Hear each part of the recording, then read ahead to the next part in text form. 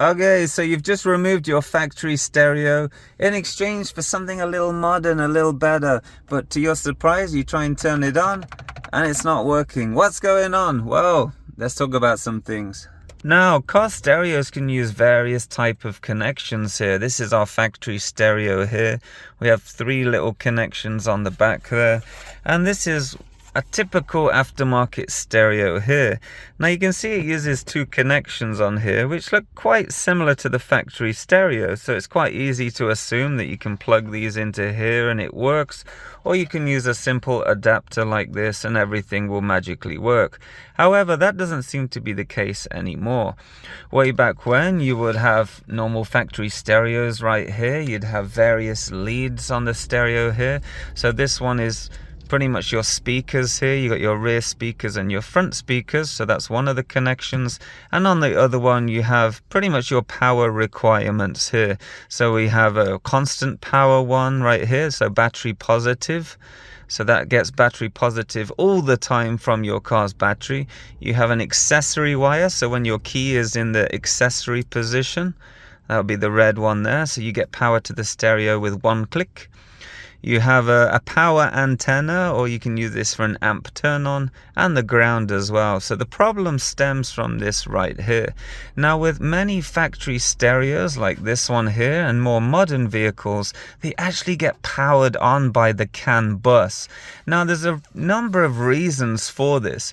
So for example, if you're driving quite fast, your stereo can interpret the speed from your car's ECU and automatically turn up the car's volume on the stereo. So if you're going 50 miles an hour, maybe the sound is at level 20, then you crank it right up, you go 100 miles an hour, it automatically increases the volume. The other thing they can do is communicate with the parking brake. Maybe the stereo will do something when this is engaged or not engaged. It is really up to the manufacturer of the stereo to tell the stereo what to do when you do certain actions with your car. And it gets this from the CANBUS, which ultimately comes from the car's computer. They can do more things. It's a factory stereo. It can communicate with the car. The manufacturer can program these things. However, when plugging in a basic aftermarket stereo like this one here, it's from Amazon. It was around $20-$30 or something like that. This isn't really going to communicate with the car in any advanced way at all. It's going to let you play music, pair your phone, and do some very simple things. So you have a couple of options here. You can get a CANBUS adapter.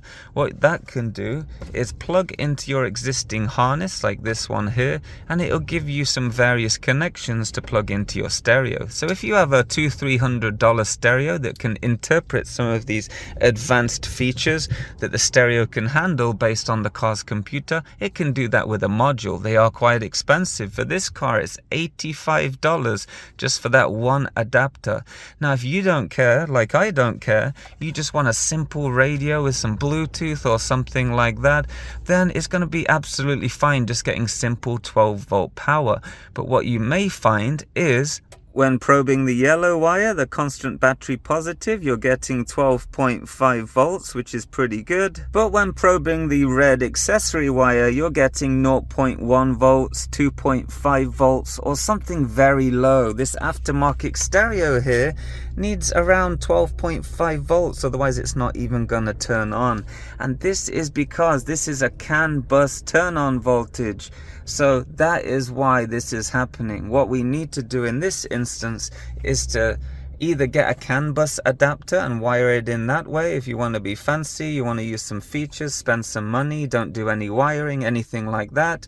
On the alternative side, we can run a 12-volt accessory line from our fuse box, which is hiding under here. So the thing to decide is when you want your stereo to turn on. Do you want to give it power all the time? Do you want to only give it power in the accessory position? And that's going to be most people out there. They only want their stereo to work when the key is in the accessory position or in the run position. They don't want this to drain their car battery when they're on vacation for a couple of weeks. Now, I have another video where we probe the fuse box for power when the key is in the accessory position. I'll link it below so you can check it out. So this video video is going to pick up from there. What we're going to be doing is inserting this fuse tap into the fuse box, wiring a 12-volt feed into our harness right here, and then giving power to our stereo. So we're essentially removing this 0.13 volt line into our accessory wire here and wiring a brand new 12-volt feed from our fuse box. So just a quick interruption. If you want to learn what all of these wires do in much more detail, I'll link a video in the description below so you can check it out and learn how to wire your own harness without spending a little more money on one which has been pre-made for you. So the first thing I always do before making some wiring for a car or anything else is just to take your power source for the wire and run a spare piece of cable to where you want it to be. So a little bit of rope, a phone charger, just to measure it out, and then you know how much to cut, and then you're not going to end up with something too short or something too long when it's already fully made.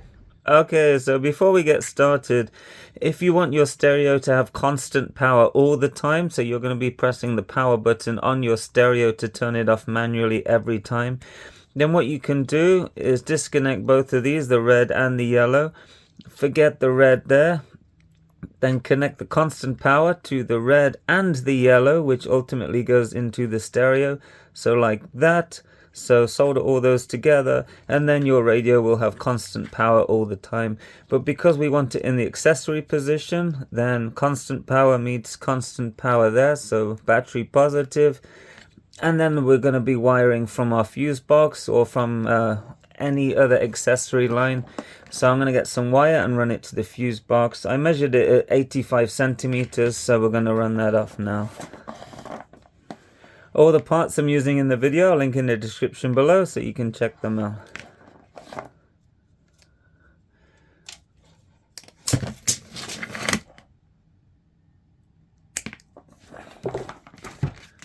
Alright.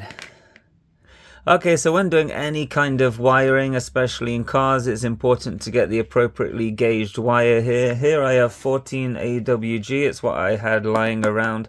My device has a 15 amp fuse, so the idea of the fuse is it protects the wiring, protects the circuit. So this will be perfectly good for me. Our fuse tap is also sized appropriately as well. So because the fuse interrupts the positive side of the circuit, we already have a ground coming into our connection, so we don't need to worry about that. We're just tapping into the positive. We pretty much just need to connect our wire into here. So we can crimp that on, no problem. But because I don't like these crimps, I think it's a lazy way of connecting wires. We're going to use something a little better. We're going to solder this together and vacuum hose it and do it properly.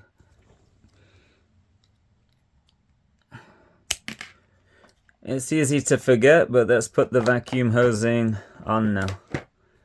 I always use flux on soldering connections. It heats everything up nicely, and then we're going to get a nice solder on there.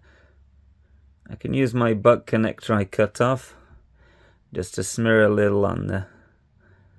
Maybe not that much.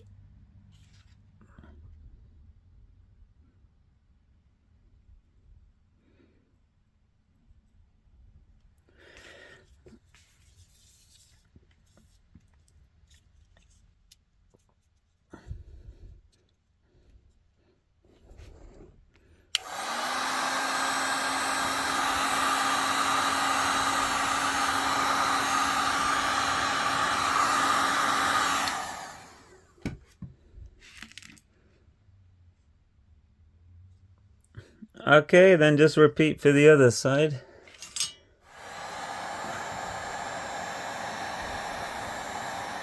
Okay, so here's our modified harness here. This is pretty much what's going to work. And we want to make sure we definitely cap this off, either a butt connector, but because it has some insulation on here already, you could probably get away with just putting some tape around there. Otherwise, we're going to have a 1 to 2 volt wire just flapping everywhere. We don't want that grounding out. It could cause some problems, but essentially that is it.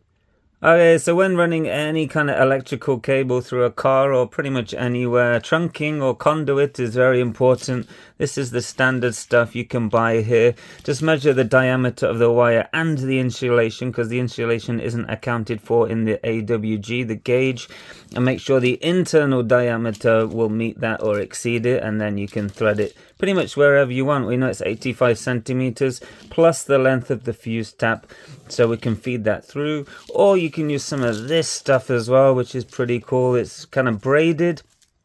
You see this on computer power supplies and in modern cars and things like that. Either one will work, but it's just designed to protect this from grounding out against anything of the body of the car, as it's one giant ground. You don't want to cause a fire, mounted insulation, or anything like that. So with all these together, let's install it.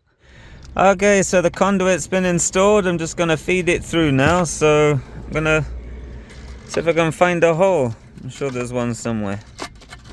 So if you want to learn all about fuse taps, how they work, which way they go, because it does make a difference, then I'll link a video in the description below and you can check it out. And also I'll be talking about how to probe the fuse box and which fuses to tap into. Okay, so now everything's pretty much hooked up. We can just connect the two ISO connections here into our aftermarket stereo, and we've successfully ran our own line to the fuse box that works in the auxiliary position for our brand new aftermarket stereo. Pretty cool, isn't it? Okay, so I've connected everything up. We're gonna give it a test and see if it works. Who knows? Okay, moment of truth. That looks pretty good, doesn't it?